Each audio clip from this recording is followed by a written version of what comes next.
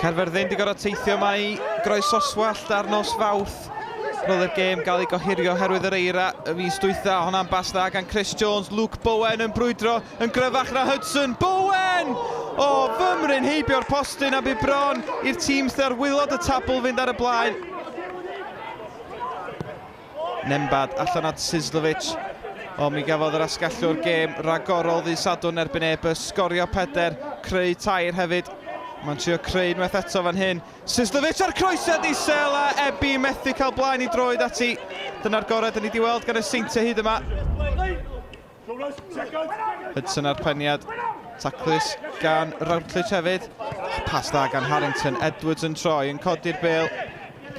Peniad dim ond teg at Brobl. Brobl yn tanio ac Idzi yn arbed yn wych.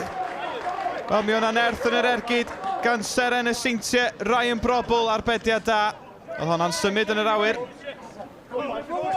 Chris Jones cyn chwaraewr y Seintiau. Braidd yn fler yn fanna, bêl gan Brobl yn llithro'r bas at Ebi. Dio ddim yn cam sefyll. Y bêl heibio'r golwr ond heibio'r postyn hefyd. Am gyfle i'r Gwyddel. Y bas di mesur yn berffaith. Yr hediad hefyd. Doedd o ddim yn cam sefyll.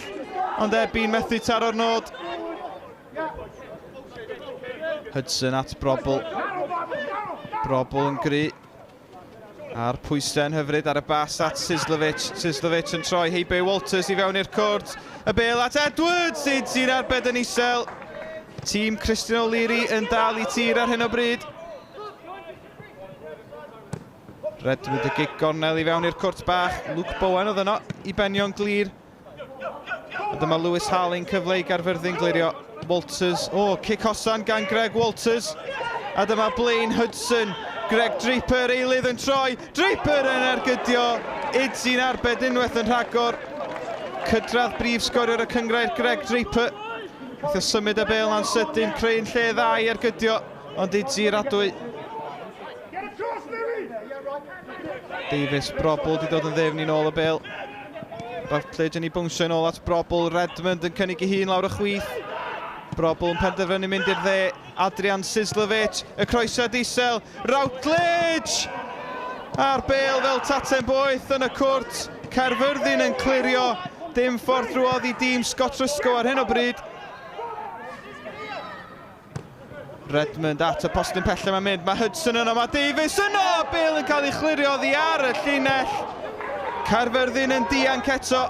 Oedd y Seintiau methu stopio sgorio ddydd Sadwrn ond mwyn cael trafferth heno yn erbyn Caerfyrddin. Edwards at Brobl.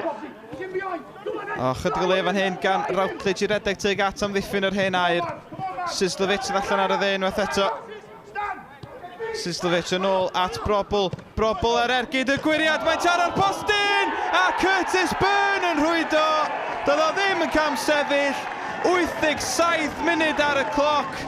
A mae'r Seintiau wedi cael ei gol o'r diwedd. Y gol fydd yn mynd â nhw i frig y tabl am y tro cyntaf ers mis Medi.